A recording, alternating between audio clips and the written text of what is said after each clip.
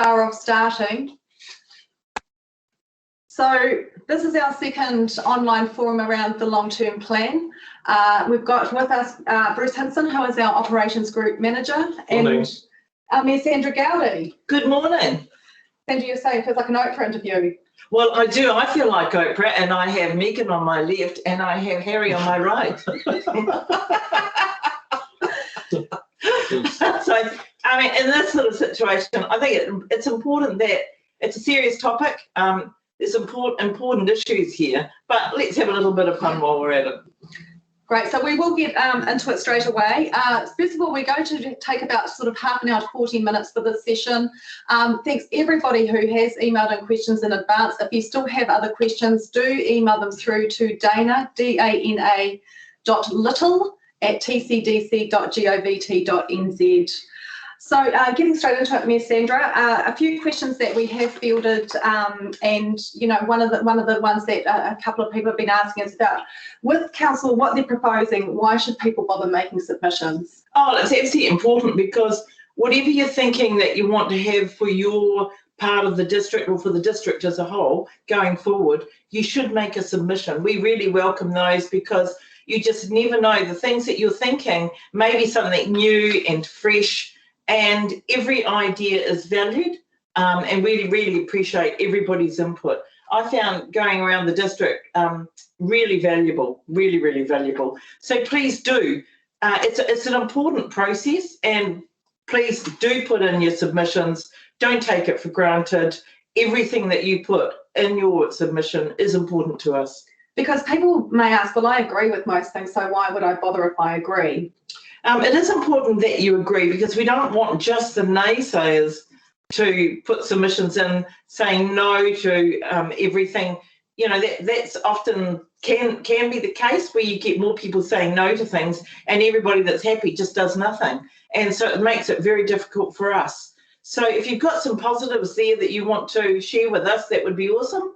But even just random things also are appreciated, because from small ideas can come some great things. And just before, we did have up there all the ways that you can make a submission. Do you, you know, believe, because there are the naysayers that say, well, even if I make a submission, does it actually make a change? Have we seen, or can you give examples of where you know, the people have spoken and the council have heard? Oh, a classic one would have to be Pawanui. I think we had a great meeting at Pawanui, and it's good to see a different range of people coming forward and being so actively engaged. And we're going to sit around the table, because we think that that is the most important way of actually bringing everybody together and achieving a great outcome. We think that that is the best way for that community, for us to do that with them. And so we're quite excited by that prospect. So yes, absolutely. We can't always say that we're going to change things in the way that people would like. That's never going to be the case. There'll always be some things that people don't like that we continue to or decide upon. But it's still worthwhile. I mean, I've made submissions in the past 20 years ago that are still relevant today. So, and 30 years ago, you know, late 90s even, things are still only just changing now. So the wheels grind very slowly, but they do grind, and I think it's important to continue to be a part of that. That's what democracy is actually all about, that active, ongoing engagement. It's a continual process.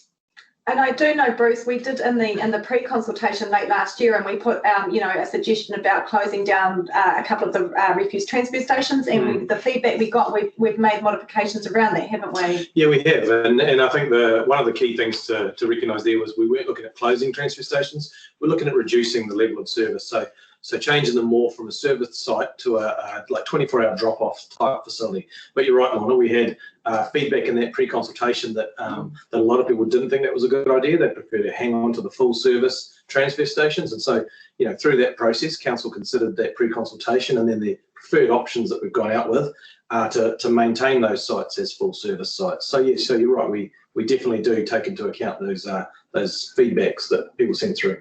Actually, I'll tell you another classic one. That was when we had submissions on parking at Hahei.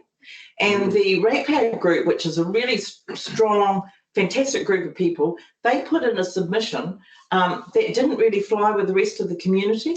And so one person from the rest that sort of represented another group in the community put in a strong submission against the ratepayer one. The community actually got together over this and came out with what was a better outcome. And the willingness to change and adapt to what was a common sense response was brilliant, absolutely brilliant. And we were all really, really pleased that the fact that we could all work so well together. It was really fantastic engagement. And that's what it is. I mean, when you say it's about engagement and then getting together and having those conversations. Now, we've got the consultation document that's going around. We do have it online and it's also printed, which you can get from our district libraries and our area offices. At the very back of that consultation document, you'll see there's an auditor's letter. Bruce, we've talked about this in the last form about, auditing is something all councils have to go through. In particular, one of the things the only thing really that the auditors mentioned for or pretty much all councils is around the 3 water reforms. Can you tell us a bit about that more? Yeah, so I can, Lorna, and you're right, it was something that Audit New Zealand have identified for every council, because obviously this is a big thing which is going on for the whole of New Zealand, and this is the 3 waters reforms that the central government are pushing forwards, and so that's made it a little bit of a challenge, because it creates some uncertainty for councils that are currently, managing and operating water supply systems. But the feedback and the direction we've been given from central government is to continue on as if nothing's changing. But obviously there is this work going on with central government. So with that slight uncertainty that creates for councils, Audit New Zealand have identified that, and that's made a challenge for them as well as for us. And that's why you'll see that that letter in the back which refers to that. So we carry on what we're doing, but they've identified that there is some uncertainty there for councils. The push for the 3 waters is that strong and that hard and fast that it has made it difficult. And so while we're carrying on as normal in terms of our water infrastructure and the funding for that and the sort of program, we also have to meet the government funded criteria that we applied for as a part of the first tranche, and hence the water metering that's taking place. But it has made it very difficult for the auditors, and they acknowledge that it's been very difficult for them, added to their workload unexpectedly for this LTP process. So again, people saying about foregone conclusions, water meters is one that we're hearing people are maybe misunderstanding that, we'd already made the decision about water meters. So Bruce, can you sort of just explain how that came about? Sure, yeah, so we did last year, we did a water demand management strategy, and that was a publicly consulted process. So we put together a strategy, we went out for public consultation, we got submissions, we considered those, we made some changes to the document before council adopted it late last year. So in that document, it looks at the range of different options we can use to try and assist in managing demand, because we can't just keep saying, let's take more and more water. It's a finite resource and we need to manage it. So there's a range of ways you can manage it. There's things such as people having water tanks at their own property for using for garden watering. There's water meters, there's low flow shower heads, there's lots of things like that. And that water demand management strategy had water meters in there. So we have water meters in about 4 of our townships across the district, but for the remaining townships, we don't have water meters. And that's something that we're keen to get installed over a number of years. What's happened since then, obviously, is we've had the 3 waters government reform, and the first stage of that, or tranche 1, is government money for water initiatives. And what we've decided as an organisation is that we'll use that government funding, and we got 4.8 million. We'll use that government funding to start progressing water meters, firstly in Whitianga, and then we'll be moving on to Whangamata. And water meters give us great information around how much water everyone's using. It also helps us identify leaks, on private property. So if you've got a water meter on your property and you suddenly get like a high reading, and you can read the meter yourself and see it from day to day if you need to, that can help you identify that you've got a leak on your property and that it's something you want to get fixed. And it also helps us work on leakage on our side of the pipes as well. So that's something that we're definitely keen to keep moving forward on. Can I just add to that? I think the public response to water conservation this last summer season has been absolutely fantastic. I think the Auckland drought and water shortages has contributed to that awareness. But across the board, we've had I just commend the people, everybody, for being so much more mindful of the need to conserve water. And it's a big tribute to our community. So thank you to everybody for doing that. Brilliant. One question is just around the water meters. Will people be charged for their water use? So at this stage, we're putting the meters in. They won't be charging at this stage. So before council looks towards charging mechanisms around water meters, we'd go through a public consultation process. So people would get an opportunity to submit and be involved in some process in the future. And like I say, the key driver for us is around water management and leakage management for consumers as well as for council and our network. So that's our key driver around water meters. So last weekend we all went around the district. Ms. Sandra, you led that in cups of tea all round. How did you find that? I loved it. It was great. I mean, I really enjoy getting out there and engaging with people and hearing that there were some great ideas out there and some really good feedback. There were a couple of grumpy ones and quite rude ones, but so you just shrug that off and listen to what's going on and what they've got to say. I think that's the important thing. It's about listening to what people have got to say. So I found it really, really worthwhile, even though we only had small numbers. So I'm really looking forward to today, which is our Thames one, even though we've got the beach hop here today.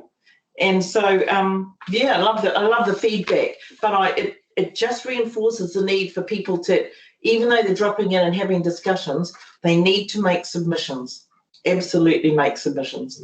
So going around, if we talk sort of ward by ward about some of the issues that were raised, if we start around sort of the Coromandel Coval ward, and one of the proposals we're pushing in is around information centres and eyesight. So we have information centres in Coromandel town, and there was concern about the proposal that, will it affect them around, providing information centres funding? Yeah. So we're looking at, obviously we've got eyesights in Thames and Whitianga and information centres in a number of other locations. So what we're looking at doing is identifying cost savings and more efficient ways of delivering those services around the eyesights, particularly in Thames and Whitianga. So it really centres around that and that, what services they're providing, which is quite a high level of service compared to the information centres, which is a kind of different level of service. So based on the community feedback, is we're looking to make some changes in that space. Essentially, it's turning the eyesights into information centres, like all the other information centres. So I think, and there's the cost savings that go with that, I think it's a good proposal. But of course, once again, we do rely on people's submissions so that we can look at discussing that through our deliberations. So I think that's really important. Yeah, that's right. And in the consultation document, you'll see that there are preferred options, and so option one, which we present, is always council's preferred option. But there are other options there, and if you have your own option that you want to put a submission on, then that's absolutely fantastic to do as well. That's right. Just staying in that Coromandel Coval ward, there was questions about the likelihood of a public bus system from Coromandel town to Thames. Well, we have had a bus service previously that was run in conjunction with a tourist operator, and council provided some funding towards that, but they also relied on a major bus company, I think it was the Mana Bus Company at the time, to help streamline that, and they were going from Coromandel town through to Rotorua. It actually worked really well when they worked in conjunction with another bus company, but it was always borderline about the sustainability of it. And so I think you'll find that public transport was always a loss maker. It always gobbles up a lot of money, and it doesn't get as many commuters as what people might think. When they put in the connector bus service for Thames, that actually costs the Thames ward ratepayers $8 a year for each rateable property. So it's quite a significant sum. If you broaden that out to cover the district in any wider format, then it's going to be a pretty significant cost, I would imagine, but I've never seen a proposal yet, so I can't really comment, and I'm not sure what will come through on the submissions. Okay, good to know. But people can make a submission on that? Oh, absolutely. People can make submissions on on anything and everything to do with services and amenities and assets of council. Talking about assets of council, so again, in Coromandel Town, the Jacks Point boat ramp, there was questions about, at the moment there only accesses around 2 hours of high tide. Is there any sort of plans around, getting rid of the silt and being able to open that up a bit more? Yeah, so that is a real challenging one, Lorna, the Jacks Point boat ramp. And anyone who's been around for a while will know that council previously used to clear off that silt and try and kind of keep on top of that. It's a very expensive thing to do, to keep moving the silt around, because you can move it off and then it can very quickly be back on there. So that can chew through a lot of money. We do have some works that we're actually doing in the current year, so this financial year, which is just around repairing a section of retaining wall, which has been leaning out over a number of years. It slowly moves. So we're going to be redoing that, but that's really just to make sure everything's safe on the ramp. So at this stage, we're not proposing any big changes to that ramp. There's been lots of discussions, if you're in Coromandel Town, you'll know, over the years around that area of the town and what might or might not happen. So yeah, who knows in the future, but at this stage, we're not proposing any big expensive works there.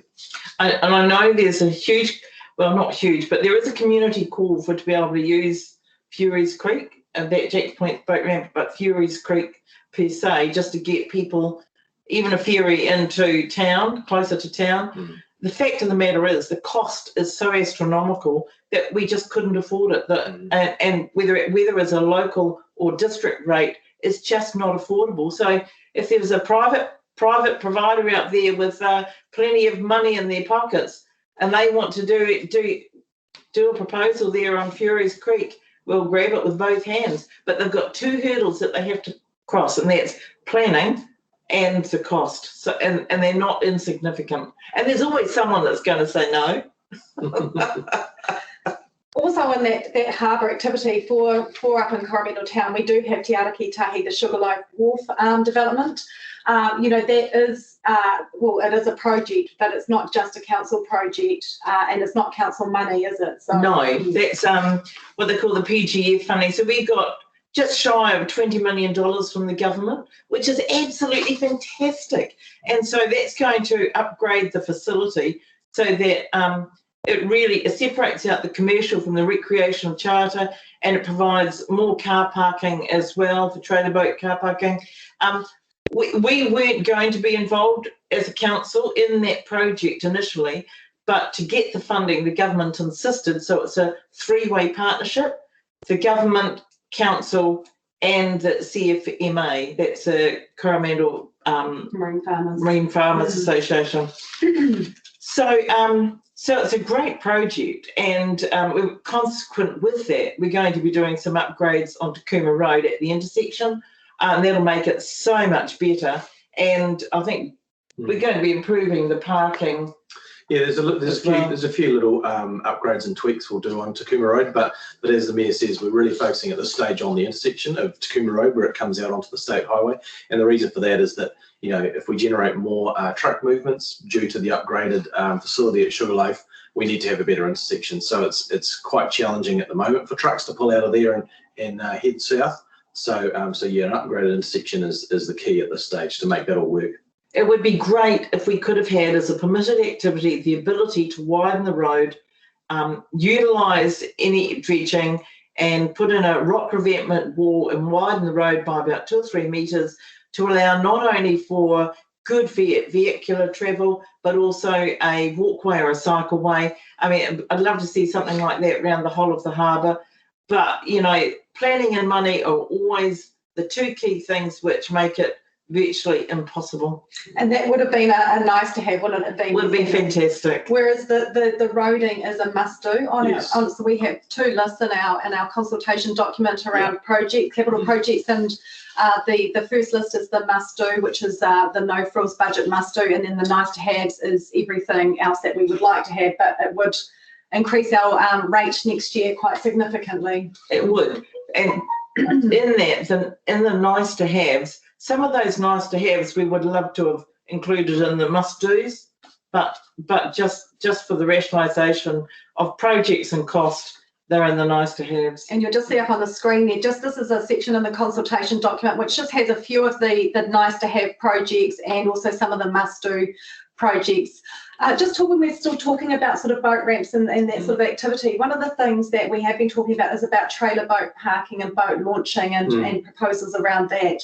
Can you explain that a bit more, please, Bruce? Yeah, so we have looked at that. So obviously in a number of our townships, we have boat trailer parking fees, and so this is just a way to try and put some costs back onto the users who are actually using these facilities. And the thing is that obviously we're known for having a fantastic district and peninsula with amazing boating, and so we get a lot of people come to our district to go boating.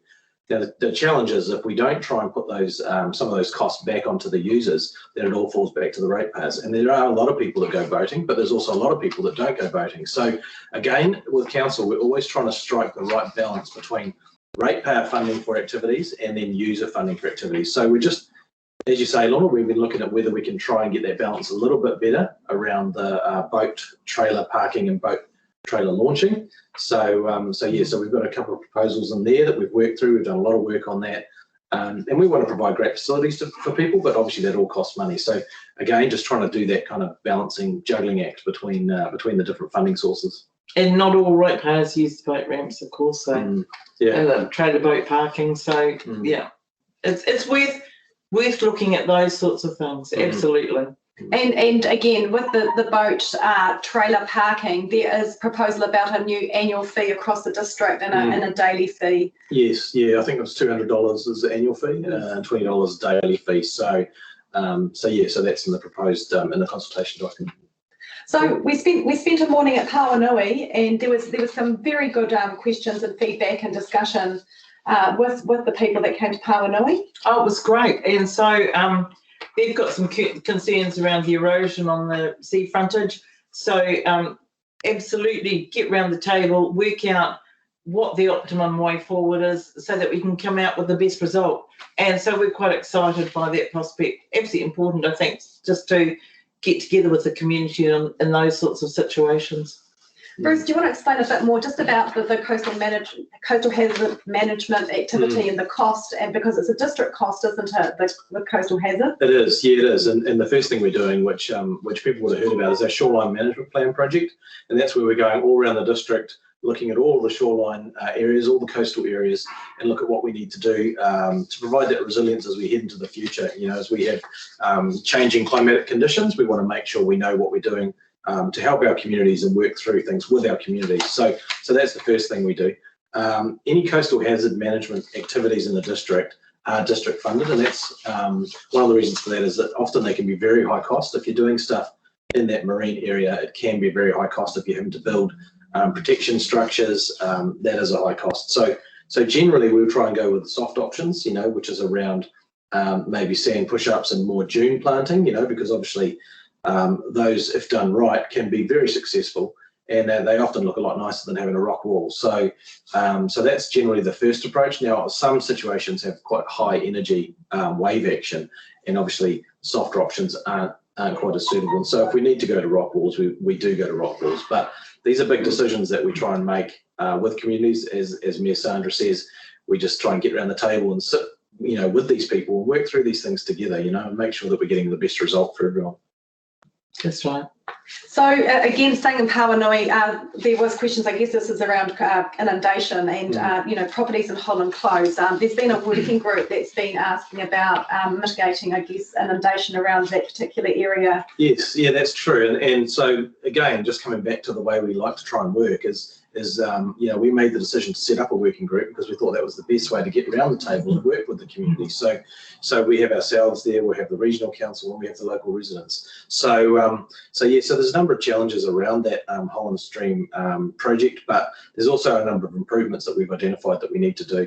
You know, and the challenge is that you go out there on a day like today, it's beautiful, it's a little babbling brook at the bottom of people's properties, but you come back in the middle of one of those intense storms that we get on the Coromandel.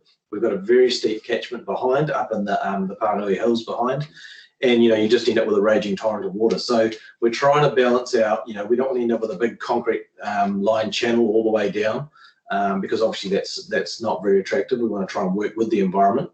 But yeah, so we're looking at improvements that we can make in a couple of different areas around there, just to take the pressure off that stream, and just provide a better level of service for those properties. But it was disappointing that what the community wanted to proceed with, as on a trial basis, wasn't approved by the regional council. So that was incredibly disappointing for everybody involved. So it's trying to work as another way of helping to mitigate the issues there. Yeah, exactly. I mean, it's that thing where if you've been involved in stormwater or any of that stuff for a while, you realise you can't fight with nature. You need to try and work with nature. So it's just trying to get a good result for the properties, and try and balance all those different areas that we need to balance. Paonui are also interested about, they're very, Paonui, it's very recognisable because of its nature of its streets and its chip seal. Oh, the red chip seal. I'm just worried that won't be part of the budget for the roading budget. So what's your answers for that, Bruce? So the red chip seal, which has been done for a long time in Paonui, is locally funded. So the Paonui residents will fund that red chip seal, or the extra cost of the red chip seal over above a standard chip. And that work in the resealing and the red chip is we do that every 2 to 3 years. So that will continue at this stage. There's no proposal to change that. Great. And also just finally in this area, the Tangitiora boat ramp, there's just, wanting to get a bit more context about what's happening there in terms of the maintenance, I guess. Yeah, so Tangitiora boat ramp is, it's a small ramp at the end of that road, and I think we've got $16,000 in there from memory. And what that's for is that's just for getting a resource consent from the Waikato Regional Council for that ramp. So as often happened with these ramps around the district back in the day, they were either constructed prior to the RMA coming in '91, and often, obviously, they've got no resource consent, which makes it quite hard for us to do maintenance on them. If you've got a resource consent in place, there'll be conditions in that consent that allow us to go and do maintenance activities to look after the ramp. So we've done a few others around that area. Ruamahara Bay ramp has been one of the ones that we've recently done and got consented. And yeah, Tangitiora Lane boat ramp is another one. So that 16K is just for their consent. Hugely important to our district. We're just such a water-loving set of communities right around the district, and so every boat ramp always gets well utilised throughout the year, in actual fact. So yeah, we can never have too many, to be quite frank. But again, so with boat ramps, they are all district funded? No, boat ramps are local, so boat ramps are local funded. Yeah. So that's always a challenge. Again, that try and balance out that split between local funding and district funding. But yeah, it's something that the council wrestles with every 3 years. Heading to Thames, and we're talking now just around, we talked about the two lists, the nice to have and the must do. And the nice to have for Thames, there is Totoro Valley Road. And for those who, maybe Bruce, you can explain, for those who may not know the area, what the significance of this area, of this particular site is. Yeah, so Totoro Valley is an area just to the south of Thames, before you get to Kopu if you're heading south. And it's a valley that runs up into the hills, and it's an area that's kind of long been earmarked for development for Thames, as an area to kind of move up the development and construct some more houses up in that area. Historically, they haven't been serviced up in that area. We have done some upgrades and run some drinking water up the valley, and also some wastewater lines a short way up. So the projects for Totoro Valley are around reticulating that area more fully for drinking water and for wastewater, and also doing some improvements to the road. So if you've driven up there, you'll know it's quite a narrow road. The other thing is that if we're going to try and get more houses up there, we need to do some improvements on the intersection where Totoro Valley Road comes down onto the state highway, because obviously if you've got more vehicles coming out, you need to manage the access of those vehicles onto the state highway better. So that project is all around that, improvements to the intersection, and then potentially moving forwards to servicing up the valley. And that work was actually flagged in the late 90s, and it was agreed at that time that NZTA, it was Transit New Zealand at that time, I think, it's now Waka Kotahi, so it's gone through a few evolutions, but they undertook to do a roundabout at the time when council put in the infrastructure for it to become a residential area, residential zoning. So we're absolutely desperate for housing in the Thames area, and I think there's been very little housing done over the last 3 decades, and 25% of council workforce lives outside the district. And so that says something. And for adaptation purposes in the future, south of Thames is into higher ground, elevated ground, is an absolute must for us to be looking at for future housing. And because it's developing, it's growing, there's a huge amount of interest in Kopu for the Kopu Marine Precinct, which also got government funding of 8.2 million. We need that housing to be south of Thames. So quite excited by that. But again, it's the two things that are critical, that's planning and money. But I'm excited also by the fact that the government's just announced the Housing Acceleration Fund. So if we can source any funding out of that, we'll be in boots and all, absolutely. Because that's a good point to raise with the government announcement. In our consultation document, we also do talk about Thames and spatial planning for Thames, and that there are some options for potential more housing development around Thames. Bruce, do you see how this may be important in terms of trying to get more government funding? Yeah, definitely. I think the challenge and the government recently, in the last couple of days, have made some announcements. The challenge is, as Ms. Sandra says, is around planning and money. But obviously, to get houses, you need to have infrastructure. So you need to have roads, you need to have water pipes, you need to have wastewater pipes, and you need to manage stormwater. So the challenge is that often to get that development happening, someone has to fund the infrastructure to get in there in the first place. Obviously, you can often recover that money back from the developments that are done, but you need to front load it, you need to pay all that money out, and that can be very expensive. So that can be a high cost to put just on the ratepayers. So I think it's something that we're pretty keen on the government's announcements around infrastructure, and Mayor Sandra could probably talk about that further around the housing stuff, is that we're keen to get in on that to make sure we can do the best job possible to provide housing in an area such as Thames. Well, it's so new. The Housing Acceleration Fund is so new.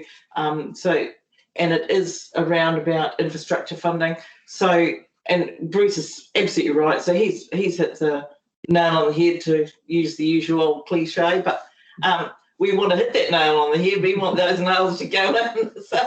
So yeah, the more we can get funding external to the ratepayers, the better. And we absolutely have to have that housing. We're desperate for it. And not just with council staff, we've also got a hospital here, and I know that you've talked to the hospital and police, teachers, principals, been to talk to the hospital management, and they find that all of those key people in our communities, our police, our teachers, our doctors and nurses and hospital staff, they're all desperate for housing. It's a huge issue here for Thames, and it's been a problem for quite a number of years. So we need to address it. The planning side drags that chain, then the funding for infrastructure drags that chain even further. So the Housing Acceleration Fund announcement is just fantastic among that suite of announcements. So yeah, I applaud the government for doing that. So staying in Thames and the Main Street today, if you're here, we'd love to see you. We've got Beach Hop in town and the cars are arriving. One of the things in our long-term plan consultation document is about the Pollen Street upgrade. So just tell us a bit about that, Bruce. Yeah, so Pollen Street upgrade is that obviously from time to time you need to renew infrastructure, such as the roading surface as well as the pipes underneath. And the pipes in the Pollen Street area are of varying ages, but some of them are getting close to being needed to be renewed and upgraded. Last thing we want is water pipes or wastewater pipes to start failing. It's not a good situation to be in, so we have to renew those in a timely fashion. The other thing is that the roading surface, obviously we need to renew those every now and again. The roading surface in Pollen Street, I think, probably has 3 to 5 years before it would need to be sealed. It's probably at the outside. And again, with roading, it can be challenging. When you're driving on the road, it all looks fine, and often I have friends say to me, what are your staff doing resealing a road that looks fine? The challenge is when you get up and close to the road, which most of us try not to, you can see that sometimes you'll get little cracks will form over time, and it's all about waterproofing and keeping the water out of the road. As soon as you have little cracks form, and you often see this, especially on the state highways, is that water will get in under the surface and then it just breaks up the foundation of the road, and the road will then just start failing. So it's important for us, a bit like a raincoat, just to keep that seal renewed and keep it good, to keep the integrity of the road, to save us having to spend a lot more money on the road. So Pollen Street does need to be done. It's coming up to that age where it needs to get those renewals done. So yeah, that's an important thing for us. Sticking with the roading theme, and we head to Mercury Bay, there's been questions about the Blackjack Road and whether there's going to be any improvements to the Blackjack Road. And this is the road that goes from the Kotunu village through to Otawa and to Opito, where there is a housing development that's occurring at the moment at Opito. So yeah, there is questions about whether there needs to be improvements to that road. Yeah, so it's a real challenge for us in the district. You know, we have quite a few kilometres of unsealed roads, as you'll know, and for most of the year they're not too bad. But during that peak period where we get a lot of our non-resident ratepayers come down, they have all their family and friends come down as well, that can put a high load on those roads. And if we get a particularly dry summer, and we've had 2 of those in a row, it can be challenging on those unsealed roads. You can get a lot of corrugations and rutting, which can be a challenge. And the other thing is that we make sure we keep our guys, our contractors off the road. You know, the last thing we need during the peak period is graders driving around in amongst holiday makers. So we stay off the roads for a period, and then as soon as things quieten down, we get back out on the roads to get the graders out to kind of work on those roads and get them into a good shape. So it is a bit of a challenge, but yeah, Blackjack Road is a good example of one we continually assess that.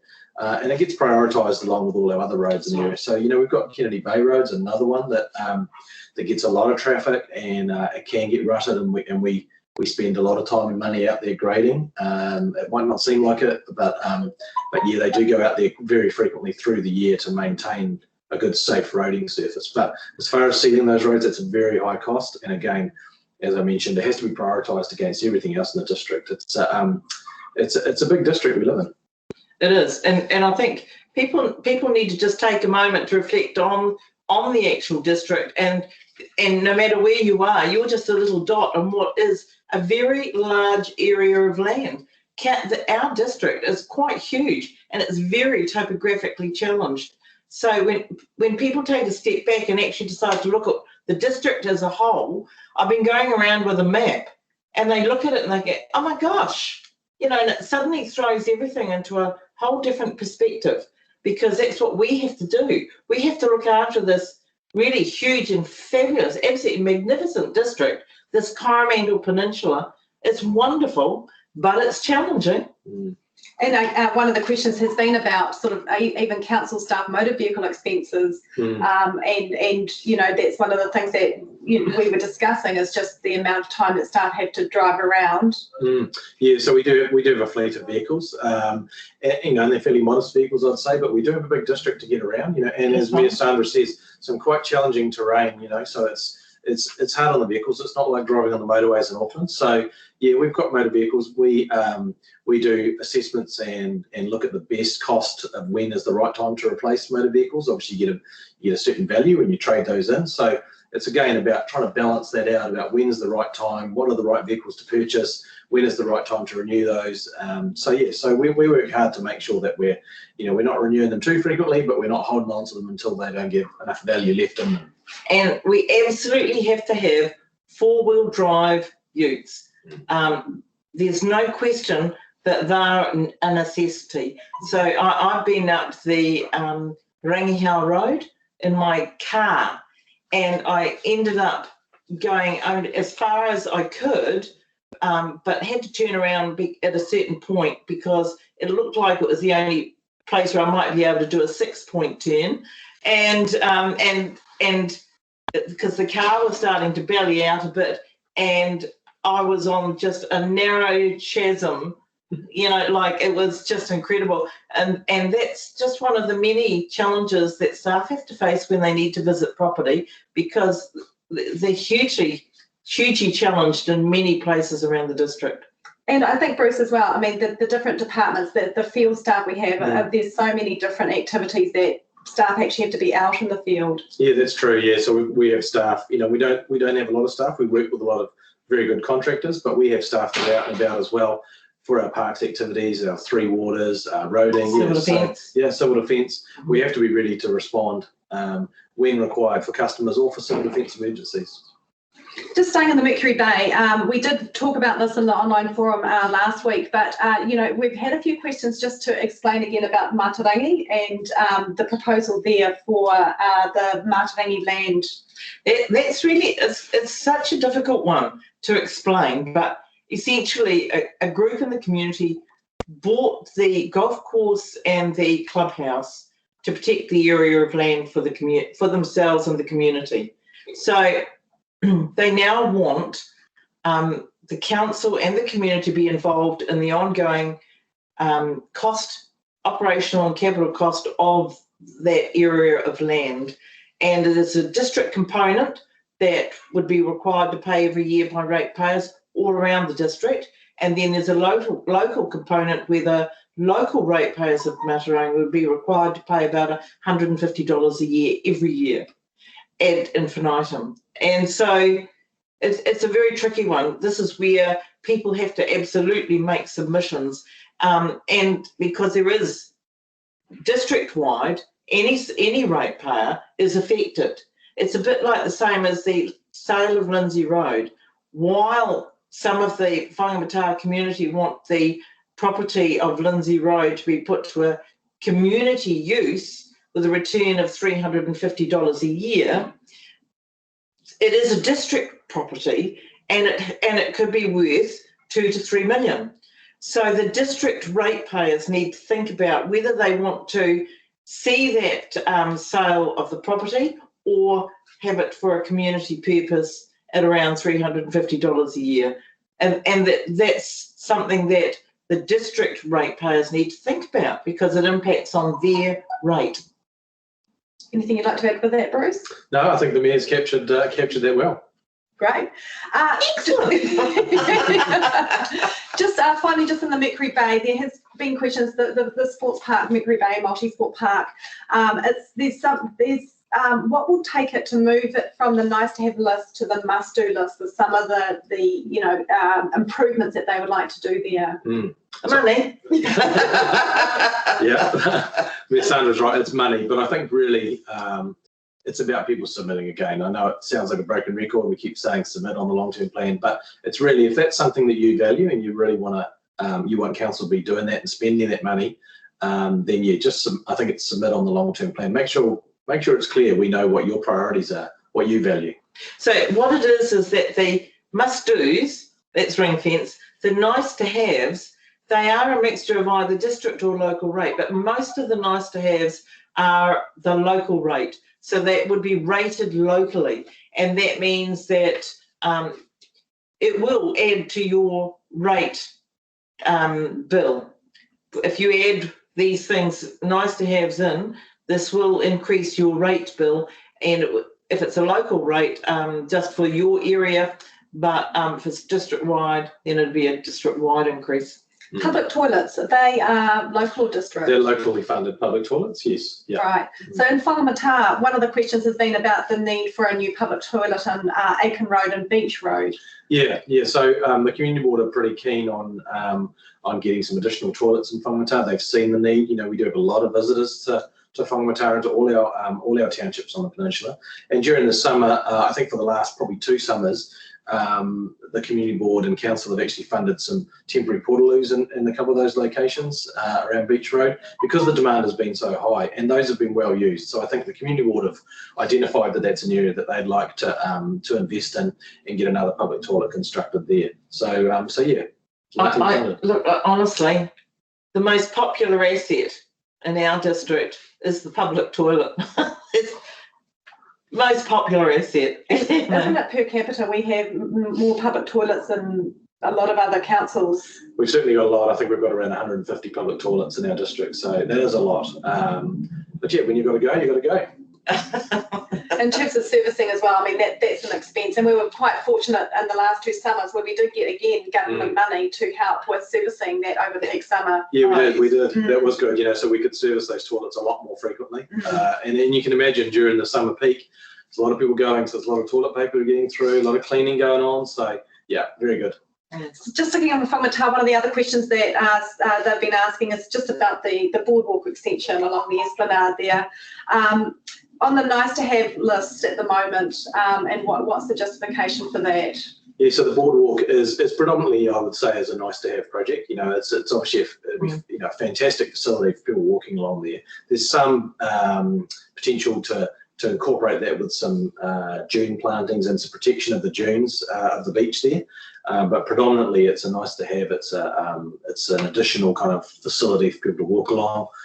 So that's why that's in the nice to haves list. And look, it is an important asset, the boardwalk, because there are people that have physical challenges and need a boardwalk because it's too difficult to traverse sand. And it's great for push chairs, and it's great for walkers, and it's great for wheelchairs, you know, and it gives people with disabilities a much better access to areas where they just couldn't normally go.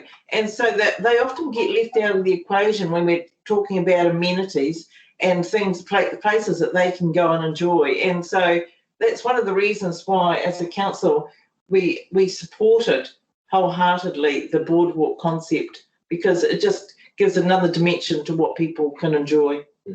And sticking in that coastal environment, just lastly, I mean, we've talked about tsunamis and civil defence and just awareness around that. We have had quite a few questions about the tsunami sirens and the decision for that to be disestablished. So just to reiterate, you know, what the position is on that. Well, that's been raised at the meetings we had on the eastern seaboard. So Mercury Bay, Taira, Pauanui and Whangamata. And so we're just saying to people, the sirens are not mentioned in the long-term plan. However, you can make submissions to the long-term plan around sirens, because civil defence is a budget line item within the long-term plan. And as I said before, you can make submissions on whatever is a concern for you or what you want to see happening, anything at all, and we'll take heed of those and have a good discussion around those. Don't be afraid to raise any matter, because what it does is it gives rise to a conversation around it. And you have to start this conversation somewhere in many instances. So it could be something entirely new. And any variation on the theme. So whatever option is put forward could be changed by any submitter making a submission. And also, when you're talking about making a submission, there is a button about whether you want to be heard for your submission. Talk us through that. Oh, absolutely. So however you're making your submission, always, well, not always, but if you want to, and I would encourage you to, ask to be heard so that you can actually speak to the concerns you raise or the proposals you might want to put forward. It just adds to the discussion that we can have, and we ask you questions. We can ask you questions and to help clarify anything that might be ambiguous for us, and that all adds to the discussion around deliberations further on in the process. Great. And so we've got a few more weeks now while you can still make submissions. It closes on the 12th of April. Thank you. And following that, there will be the council having hearings and then deliberations. So still plenty of time to have a think about things. Go to our website, and it's long-term tcdc.govt.nz/long-term plan 2021. Also, you know, give customer services team a call if you need access to any of the documents, and make a submission. Absolutely. So thank you. Thank you for participating. Thank you, Megan. Thank you, Harry. Thanks, Oprah. And our next online forum will be next Thursday. So again, if you've got further questions, do fire them in. And also just a promotion of today, Miss Sandra, with Thames. Oh yes, Thames will be over at the Civic Centre there for a couple of hours to answer if anybody drops in, so that we can answer any questions or clarify anything for people to do submissions, or just if they're wanting further information, we can provide that as well. So yeah, do drop in. Love to say hi. There'll be a cup of tea and coffee. Very good. See you there. Thank you, Dana.